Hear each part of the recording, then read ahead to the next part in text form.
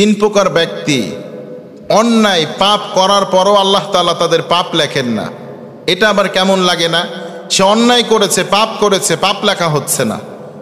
আল্লাহর রাসূল সাল্লাল্লাহু আলাইহি ওয়াসাল্লাম বলছেন, এক নম্বর ব্যক্তি যারা ঘুমন্ত অবস্থায় থাকে, ঘুমন্ত অবস্থায় সে যদি ঘুমন্ত অবস্থায় নাপাক অবস্থাতেও থাকে তার পাপ লেখা হয় না। প্রচণ্ড ঘুমের মধ্যে আছে, সে সালাতকে মিস করে ফেলেছে, ঘুমের কারণে আজান শুনতে পায় নাই, মিস করে ফেলেছে, তার পাপ লেখা হবে না। যেমন আল্লাহর হাবিব সাল্লাল্লাহু আলাইহি ওয়াসাল্লাম একবার যুদ্ধে গিয়েছেন, একজন সাহাবীকে বললেন, তোমরা আমাকে জাগিয়ে দিবা, মুয়াজ্জিনের ভূমিকা পালন করবা। বিশ্বনবী ফজরের নামাজে দেরি হয়ে গেল, সূর্যের আলো বিশ্বনবীর চোখের উপরে এসে লাগলো। বিশ্বনবীর চোখের উপরে যখন সূর্যের আলো এসে লাগলো, আল্লাহর হাবিব সাল্লাল্লাহু আলাইহি ওয়াসাল্লামের ঘুম ভেঙে গেল। বিশ্বনবী উঠে দেখছেন ফজরের সময় শেষ। বিশ্বনবী উঠে সাহাবীদেরকে নিয়ে ওই জায়গাকে ত্যাগ করলেন।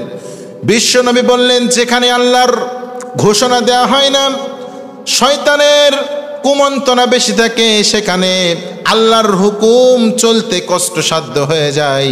এখানে গজবের স্থান, তোমরা দ্রুত ত্যাগ করো, এখান থেকে যে আমরা সালাত আদায় করব।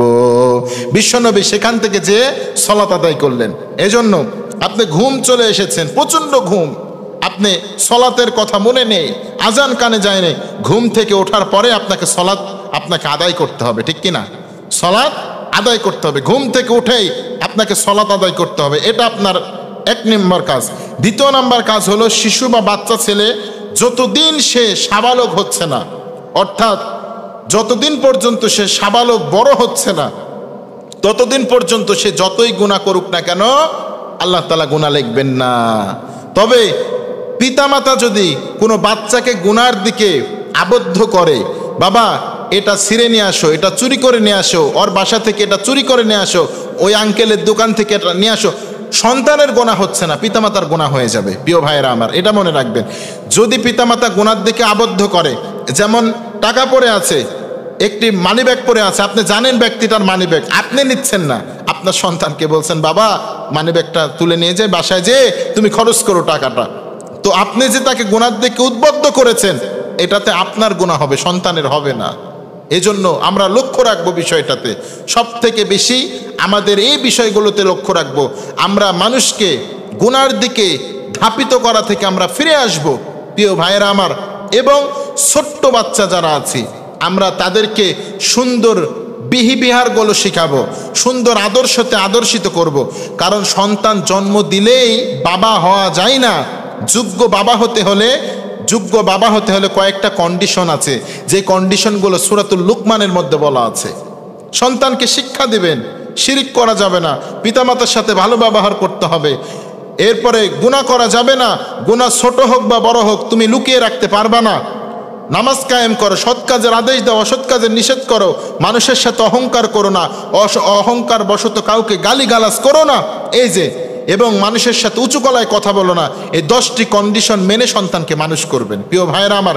এজন্য এই বিষয় মনে রাখবেন, ছোট বাচ্চা দ্বারা গুনাহ হচ্ছে না, গুনাহ তবে আপনি গুনাহ করছেন না, আপনার সন্তানকে দিয়ে গুনাহ করাচ্ছেন, এই পার্সেন্টেজ আপনার আমলনামায় যাবে।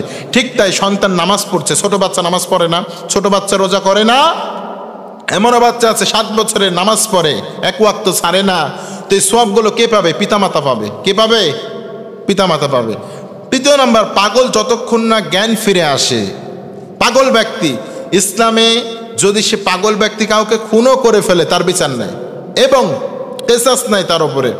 আরেকটি বিষয়, সে যদি চুরি করে অথবা কারো ক্ষতি করে, অন্যায় করে ফেলে, তাহলে তার কোনো কেসাস নেই, সে তো পাগল, হেতাহেত বুদ্ধি নেই, জ্ঞান নেই। এজন্য মাপ, আল্লাহ তাআলা সব কিছু মাফ করে দিয়েছেন।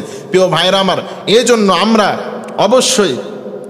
অবশ্যই 3টা স্থান ব্যতীত, ঘুম, ছোট বাচ্চা এবং যারা পাগল, 3 শ্রেণীর ব্যক্তি যদি গুনাহ করে ফেলে, ভুলও করে ফেলে, গুনাহ হবে না।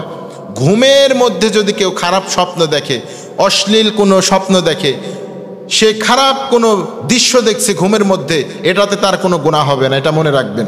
তাহলে 3 শ্রেণীর ব্যক্তিকে আল্লাহ তাআলা গুনাহ করার পরেও নিষ্পাপ করে আল্লাহ তাআলা দুনিয়াতে রাখেন।